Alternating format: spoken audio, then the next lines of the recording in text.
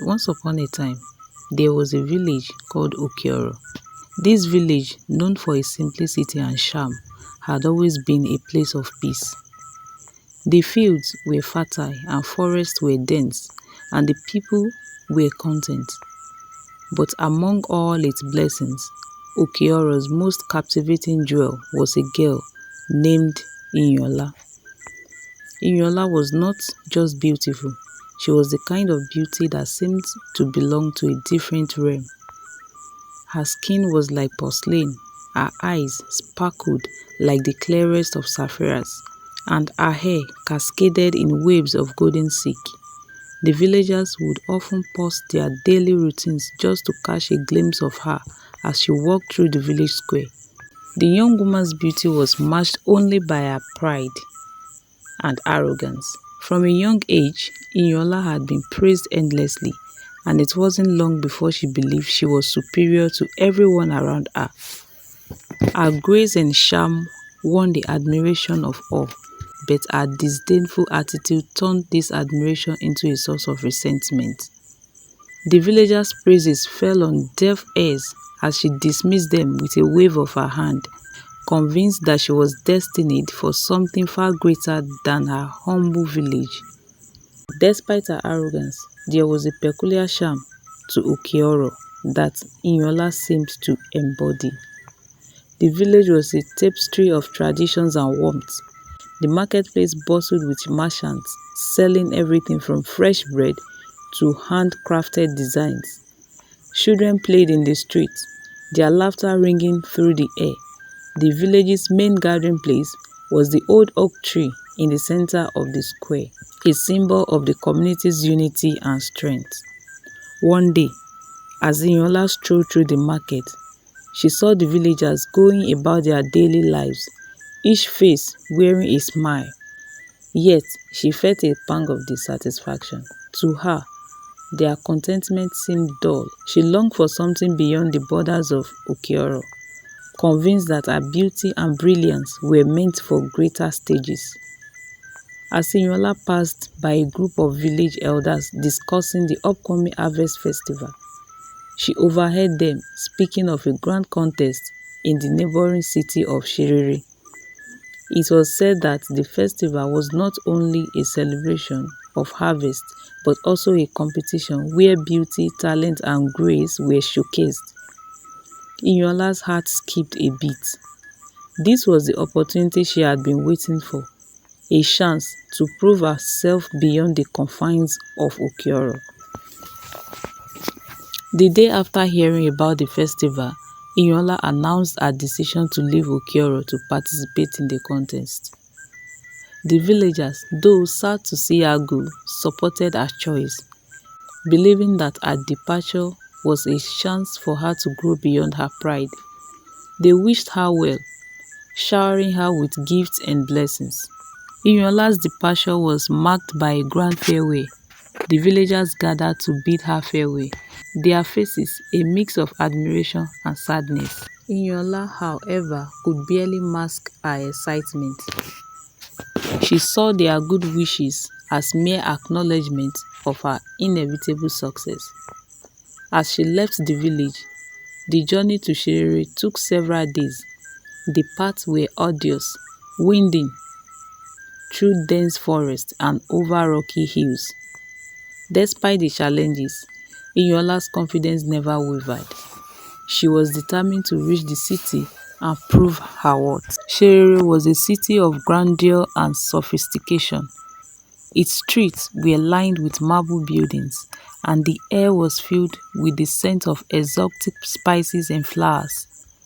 The festival was in full swing, with vibrant banners hanging from every building and people from all corners of the land arriving to partake in the festivities. Iyunola was awestruck by the city's opulence but remained resolute. She believed her presence would outshine everyone else. The festival had several events, including musical performances, dance contests, and of course, the beauty competition. As Iyunola prepared for the competition, she encountered other participants. They came from various lands, each with their unique charm and talent. Unlike Iyunola, they were humble and friendly, sharing stories and experiences with each other. Iyunola, however, barely acknowledged them. She focused solely on her own aspirations. The day of the competition arrived.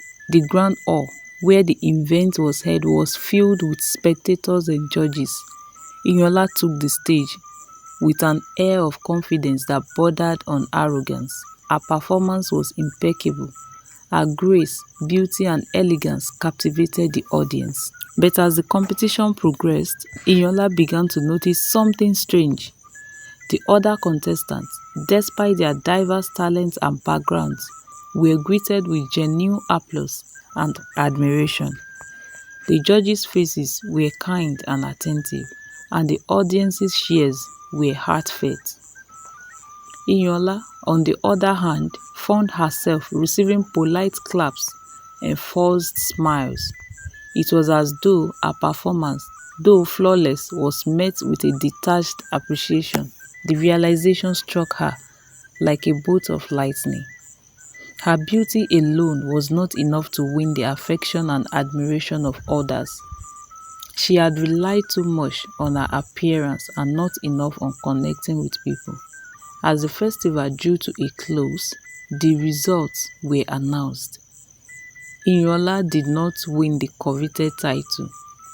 Instead, it was a girl from a distant land who had captivated the hearts of both the judges and the audience.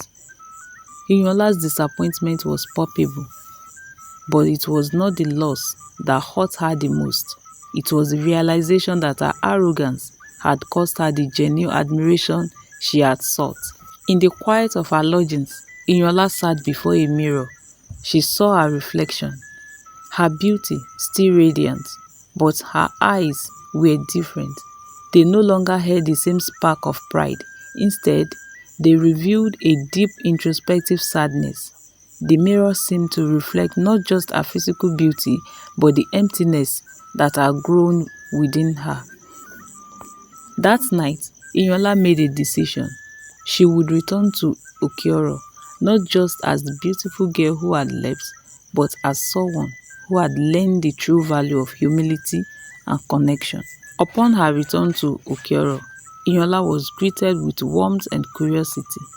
The villagers were eager to hear about her experiences in Sherere.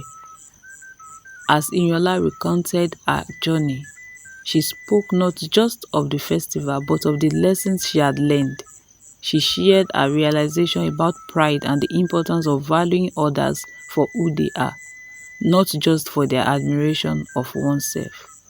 The villagers listened intently, their ears softened by her sincerity. Slowly, Iyunola began to rebuild her relationships with them.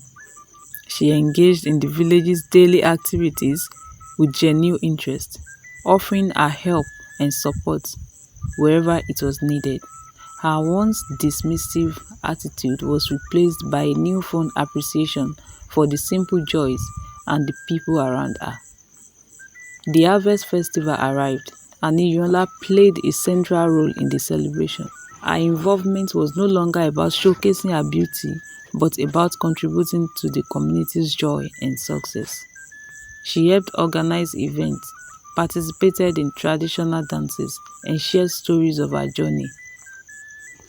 The festival was a resounding success, and Iyunola's presence was celebrated not for her beauty, but for her newfound humility and genuine connection with others. The villagers embraced her with open hearts, and Iyunola felt a deep sense of fulfillment that she had never experienced before.